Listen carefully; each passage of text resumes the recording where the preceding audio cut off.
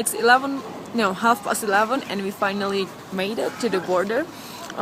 It is written as La Q-U-I-A-C-A, and we were reading it as La Cuisa, but they read it like La Kayaka.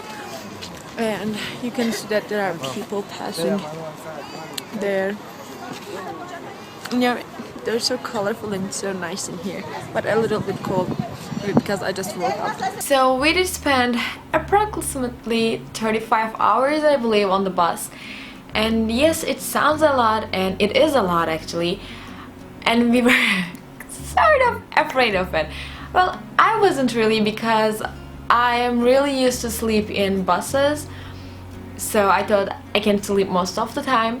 But my brother is more, I'm not going to say nervous, but as I'm sleeping and as he's the brother, he didn't sleep as much as I did, I believe.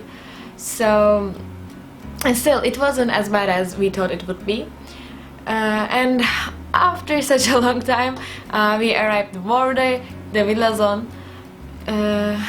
And you know, while we were waiting for some paperwork about the border, passing the border, there was a family and their child was like a little bit sick, and I guess she was vomiting, I'm not sure.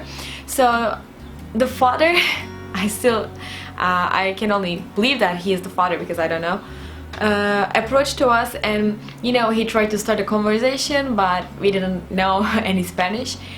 We still don't know any Spanish, whatever.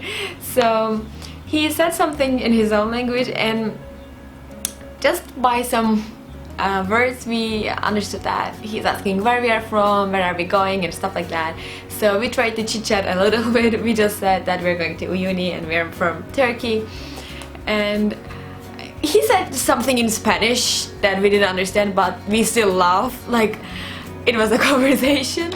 And then we said something in English, he didn't understand. We started speaking Turkish because he wasn't going to understand it either.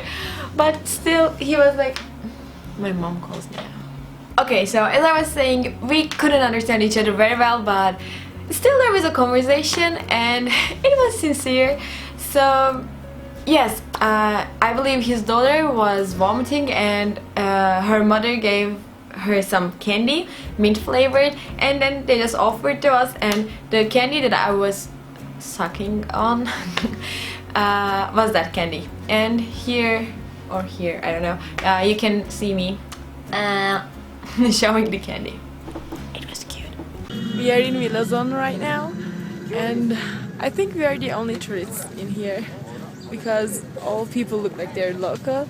And we just bought our bus tickets to Uyuni, and the woman who sold us the tickets was just so cute that she told us that we can leave our bags and where to eat and what to do, even though we don't speak the same language. It was so lovely.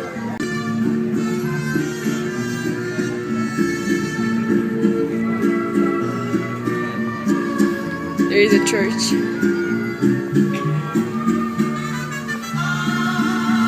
I think there's an event or something.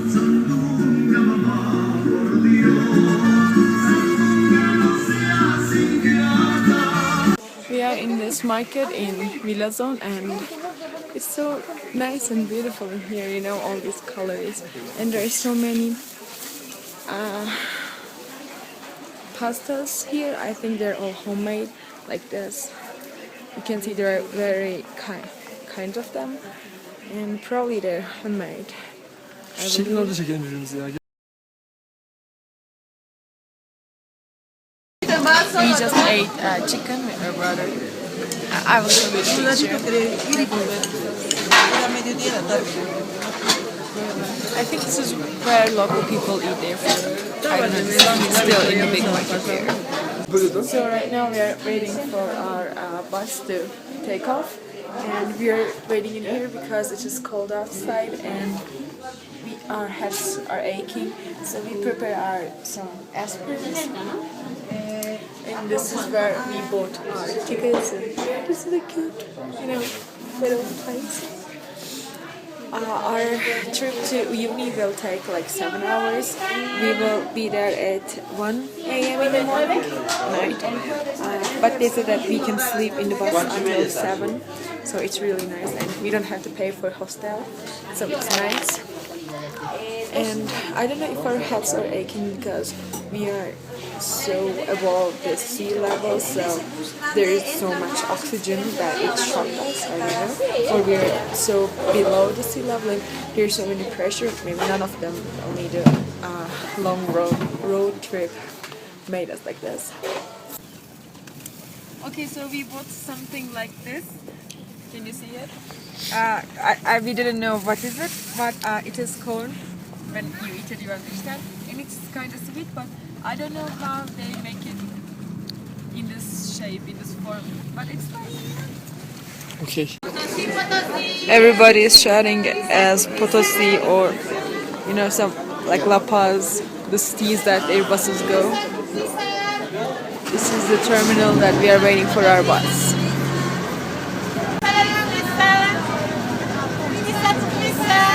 It is 5 p.m. and we finally get on the bus.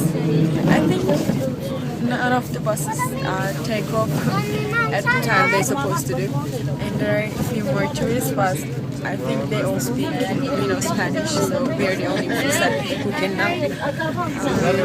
And this is a bus.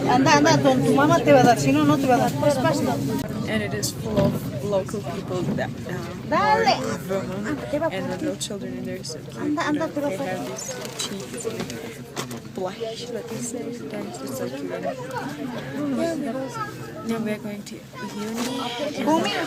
I told you before that they let us sleep until 7 a.m. in the morning. Then we will go and search for 3 days tours in the Salt Lake, and then we'll find a hostel and we'll see what will happen. So let me start to talk a little bit about the bus trip itself. Mainly there were people from Bolivia, I believe, the local people, and there were not men really, but a lot of women and their children, and they had these huge alpaca blankets, that they're carrying everywhere. And before going there, we knew that Bolivia is going to be cold, even though it was summer. Oh no, it wasn't summer, of course. It was summer in Turkey, but winter in there. But we thought that we were prepared for the cold in there, but apparently we weren't. So I don't know if in my previous videos I said something like, here's a tip for you. Well, here's a tip for you. It is cold, like really cold. It is 2:30 in the morning, and remember that the lady told us we can sleep until 7 a.m. in the bus. Well, we didn't know that we are going to freeze to death in this bus. For hours we are shivering and shaking. We just want to find a hostel. I hope we can, because we don't know. But there is another group of tourists. Maybe we can follow them. I don't know, but it is so fucking cold in here. And I'm bad. So the bus took off late, and the road was just so rocky, as you just saw from the video, that we were shaking all the time. And okay, I wasn't expecting asphalt, but it was just shaking so much. But still, if it was only shaking, it would be okay. But once again, it was so cold. And maybe you're just wondering, how cold can it be? Like, you're in a bus, it's closed environment. Come on. But I can say that from my own experience, I did camping on snow before, like on the mountain, and I was just sleeping in a tent, and there was a storm outside, and at that time we built the tent in a wrong way, so it was just dripping on my head, the snow or rain, I don't know. It was cold, but it wasn't something like this. This is like, I cannot compare this cold with anything I did know in here. It was just so cold, okay? And we just wore all of our clothes that we had, and we tried to sleep because the road was going to take like 8 hours, they said to us, but it took definitely longer than that. We were shaking constantly and we just tried to sleep. So for example, my brother was sleeping on my lap, he was trying to, and I just closed him, like I was laying on top of him, like trying to protect him. So every half an hour we had to check on each other because like, are you still alive? Are you breathing? Are you warm enough? Because my hands were cold all the time, and after half an hour, you know, he was waking up and we were rubbing hands, and then I was sleeping on him and he was just closing on top of me. So yeah, we had to check on each other like every half an hour. And for me, it was the hardest road trip of all the trip. And at that moment I was glad that I didn't bring my mother or someone else with me, because it was tough for me. And you know, in the video I said that we are going to arrive to Uyuni like 1 a.m. at night. Naive, because when we arrived it was like 4 a.m. I don't know. And once again in the video I said that we can just sleep in the bus. I would never sleep on that bus, because the second we arrived, everybody, and only the tourists were left until Uyuni, everybody just rushed out of the bus, and it was hell, but the vice versa of hell, so the cold hell, I don't know. So we just rushed out of the bus, and at that moment we were like, yeah, we're going to pay for the hostel, and we just want some place warm, like we can drink something warm, a tea, I don't know, even warm water, or we can just take a hot shower. But still, we don't know that, we are too naive for those. So when we arrived, we just followed the tourists because they knew how to speak Spanish. I guess they were Spanish or they were Portuguese, I'm not sure. So they just went into one of the hostels. I guess they knew where to go, and it wasn't probably a hostel, but I don't know. So we said that we want to sleep, blah blah blah, and in the entrance they had just this one little heater that everybody just gathered around it, and I was like, my hands were shivering, it was shaking, and we just stood there for like, I don't know, 2 hours maybe, because the place was cold too, and the only heater was that small one, and it was at the ground, at the floor, so you know, you had to go down and just like homeless people.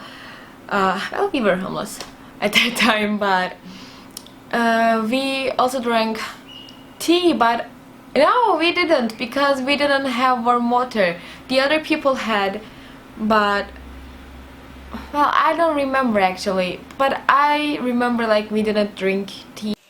So we are at the hostel room right now. It is only, you know, 2 beds in here, but I'm wearing 3 layers of socks, 3 layers of trousers, 5 layers of, you know, this stuff, and it's freezing in here. There is not a heating anything in this room, but there's a television, because yeah, we need it. And I don't know if we will make it through this night, and you can see he's like waiting to death, you know. So what about a hot shower? Well, if you want to take a shower with cold water, you are welcomed in there. But it was just so cold for me to even fall asleep, because the room was cold. It was huge, there was television, but there was no heating system or anything like that. And of course there wasn't warm water, just one blanket, I believe. So I couldn't take a shower. Even peeing was painful because it was so cold, and at that second I was like, why I don't own a penis, because it would be so much easier, you know. I just have to take all of my pants, and not all of them, but you know, my butt was cold. is this too much detail? But you know how girls be, so I always thought myself as a clever person, but apparently that night I was not, because there were two beds and they were like large beds. Two people can definitely fit in there easily, and two people who are cold and who are brothers and sisters can definitely fit in one bed. But I don't know why we did sleep in separate beds. Now that I think of it, it's like I just couldn't think about it. But if we did sleep in the same bed, it would be warmer, and we could use two blankets, you know, on top. But we didn't do that. So even falling asleep was hard. And you know, at that moment, as a science student myself, I was thinking, how cold can a room get? You know, it's closed and our bodies have temperature and we're breathing in and breathing out. So at some point, and you know, I have a blanket on top of me that I covered everywhere of me, so at some point it has to get warm, or warmer at least. But it just didn't get any better, and in the morning, of course, there was no breakfast and it was still cold. So yay for uni. If you're going there, take a sleeping bag with you. By the way, my brother put one of his t-shirts on the pillow because it didn't look clean at all.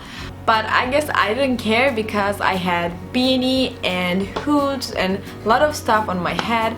And you know, I was just sleeping like this. And it was the last time we saw that t-shirt that he loved, because we just forgot it there. So let's hope that the staff working there loves this zombie Audrey Hepburn. Well, on the bright side, now I totally understand how cold the White Walkers like it, and it's cold, not suitable for me. And I'm glad that we didn't see one of them. It wouldn't be nice.